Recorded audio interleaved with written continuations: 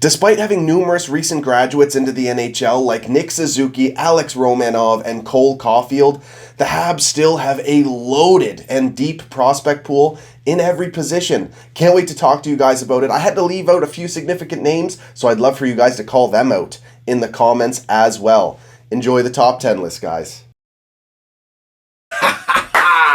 It is that time of year, everybody. The Montreal Canadiens 2021 training camp has begun, and we're just a few weeks away from the start of the 2021-22 NHL regular season. So I thought this would be a perfect time to give you my top 10 Canadiens prospects right ahead of training camp, because we're going to see some of these guys in action. A few of them could even be pushing for some spots on the NHL roster.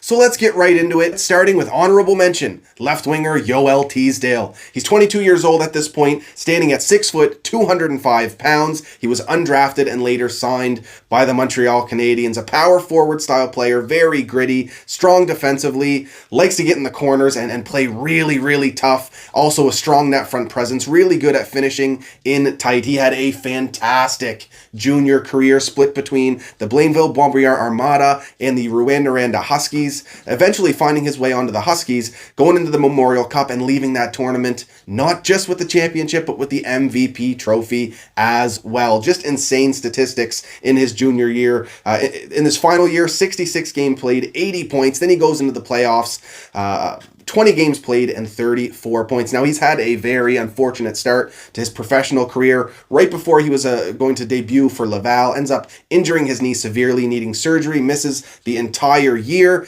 ends up rebounding the following season, 2020-2021, plays 26 games, 18 points, was a great line mate for Ryan Poehling, but unfortunately, Joel Teasdale then injured that exact same knee again, and it's still a lingering issue for him heading into this year's training camp, listed on the IR. So very unfortunate. At this point, if not for the injuries, he could very well be a lot higher in this in this prospect list and in the depth chart for the Montreal Canadiens. Exact type of player that Marc Bergevin and the Habs seem to like, that the character, the grit, the strong work ethic. It just seems that chaos follows him on the ice. He forces players to play in those gritty areas, and like I mentioned, really strong net front presence and finishing in tight.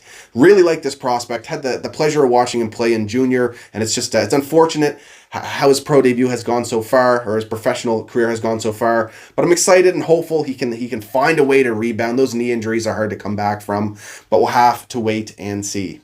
And at number 10, from Enfield, Nova Scotia, and from the most recent NHL draft in 2021, center Riley Kidney stands at 5'11", 168 pounds. He was drafted, like I mentioned, in this most recent draft in the second round by the Montreal Canadiens. He had a really strong season with the Cole Harbour Wolfpack, Nova Scotia Major Midget 2018-19, 47 points in 35 games. He followed that up in the QMJHL with the Acadie Bathurst Titan in 2019-20, 59 games played, 33 points. And then in 2020-21, 33 games played, 38 points, well over a point per game for Riley Kidney, and then goes into the playoffs for Acadie Bathurst. 9 games played, 17 points, 15 of those being assists, and that leads me into saying Riley is a pure playmaker. He has high-level vision. He's the type of player that even when he really should just shoot the puck, he manages to pull off a pass out of nowhere that no one was expecting except for him. Just really strong vision, like he's got eyes in the back of his head. He's also got silky, soft hands, and that helps him open up passing lanes. He's also really confident in stride handling the puck as well, and he's not afraid to use his patience and utilize the space that is given to him to let the plays come to him and allow his teammates to catch up and find those passing lanes. An easy comparable, not in terms of superstar potential. I mean, Riley Kidney did go in the second round, but in terms of play style would be Mitch Marner, and that's a guy that does it at the absolute highest level. Playmaking first, a player that, despite not being a scoring threat regularly, is still able to rack up a ton of primary assists. I'm really looking forward to see how Riley Kidney closes out his junior career, and of course will be a big supporter of him being a Nova Scotian player in the Montreal Canadiens system. And now at number 9, we have Quebecois left winger Raphael Harvie-Pinard. He's 22 years old now, 5'9", 173 pounds. He was drafted in round 7 of the 2019 NHL entry draft by the Habs. This was his 3rd time eligible. He was passed over by every NHL team twice over and then found himself waiting to get selected round after round. His 3rd time eligible, and then finally Montreal did just that in the 7th round. But this is a player and prospect I'm really excited for. He had a fantastic junior career. I got to see him play live quite a few times. Thorn in the side of Halifax Mooseheads fans, specifically his run to the Memorial Cup Championship, the tournament that we had hosted, and they played spoiler big time, him and Yoel Teasdale. Fantastic, and very similar players. Easy comparable to the play style of Brendan Gallagher. So for the Rouyn-Noranda Huskies in 2018-19, Harvie-Pinard, 66 game played, 85 points. That's 40 goals and 45 points. Very strong goal scorer. In his last junior year with Chicoutimi, 34 goals and 78 points in 62 games. And then he had a strong debut for Laval, a strong professional debut in his first season, 36 games played and 20 points. I love the way this guy plays the game. High level hockey IQ. He uses his strong defensive ability, cutting off passing lanes, stealing pucks away, active stick, to then turn that around into offense and then challenge those tough areas. He loves to crash the net and finish in tight, just like Yoel Teasdale. They were a match made in heaven for the Rouyn-Noranda Huskies. But yeah, Raphael Harvie-Pinard is getting a lot of praise from Canadiens developmental staff already, thanks to his strong work ethic and high IQ. He is a puck hound and coach's favorite player. Really looking forward to see what he does in this Montreal Canadiens training camp, and then likely with Laval for his 2nd professional season. I hope you're enjoying the video so far. If so, hit that like and subscribe button. And of course, as always, get in on the discussion down in the comments. Now, before we get into the rest of this top 10 prospects list, players 8 all the way to 1, just want to make a quick, big announcement. My Montreal Canadiens full season preview will be uploaded Thursday evening, September 30th, going over the projected NHL roster for the Habs, forwards, defensemen, goaltending, and discussion on each and every player, the lines, forwards and defense, and of course what I expect from some of the new players specifically, and also keys to our season. Full in-depth preview will be Thursday evening, September 30th. And then the very next night, Friday, October 1st, to celebrate hockey season being underway, I'm planning a live stream during the Canadiens and Senators preseason game. I'm going to take some calls, answer some questions, hopefully have some guests come in. Most importantly, we're going to do a merch giveaway. I got some Scotian Canadian t-shirts to give away, as well as some Canadiens merchandise as well. So I hope you guys can join me for that. It's going to be an absolute blast. Now let's get back into this prospect list. We're down to number 8, right winger, Jesse Lonen. He's 22 years old now, 6 foot, 167 pounds. Montreal drafted him in the 2nd round at number 35 overall, very early in the 2nd round, before even Alexander Romanov in that 2018 draft. So the Montreal Canadiens clearly believed in this player to draft him that high with that particular 2nd round pick. In 2019-20 in SM Liga, 53 games played, 12 goals, 22 points. Followed that up the next year back in the SM Liga, 21 games played, 7 points. And then he made his North American debut on the smaller ice in Laval, 29 games, 17 points. So a fairly good transition from the European style game into North America. Jesse Lonen is an incredible skater, one of the best of his draft class. Very shifty, strong stop and starts, a great puck handler as well. Just very highly skilled offensive player. However, he hasn't quite reached his full potential there yet. I'm not sure if that's just due to him having to acclimate into the smaller ice and the North American style of game, but he hasn't quite, fully reached his potential in terms of, what he can do with the talent that he has. He's got a very strong shot, just doesn't quite use it as much as he should.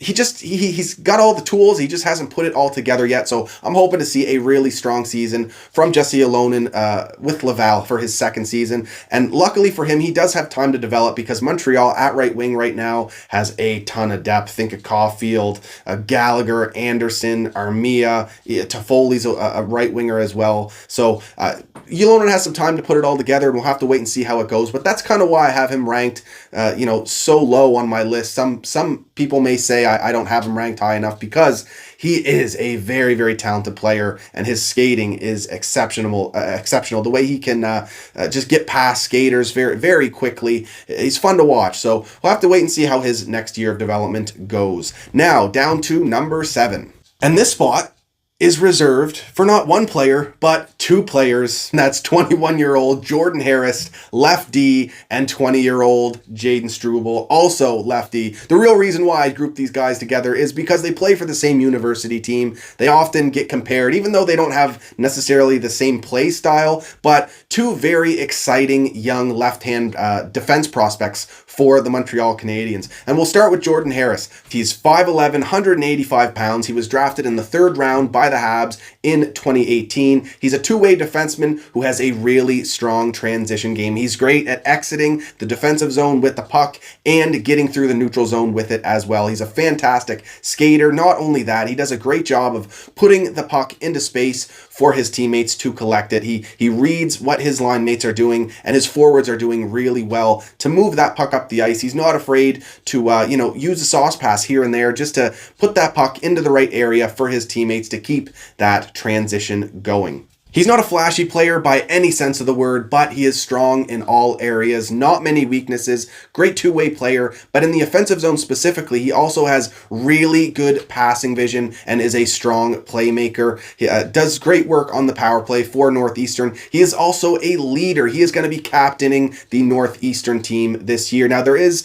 a contract situation that will have to be worked out with Jordan Harris. He is still unsigned by the Habs. He has chosen to complete his university career and go for the 4th season, and hopefully by the end of next year the Montreal Canadiens can get this guy under contract because he has potential to be a very strong NHL player in time. Now Jaden Struble, on the other hand, he is 6 foot 205 pounds. He was drafted in round 2 in 2019 by the Habs. Like I mentioned, also plays for Northeastern in his first season at 21 games played and 10 points, and then his following season just last year 18 games played and 12 points, 10 of those assists. Now Jaden Struble is a physical specimen, a physical presence. He is an absolute a beast in terms of his strength, and a great skater as well. Montreal has made a point of drafting some really strong skating defensemen the last few years, specifically on that left side of the ice, and Jaden is just that. He's also a strong two-way player,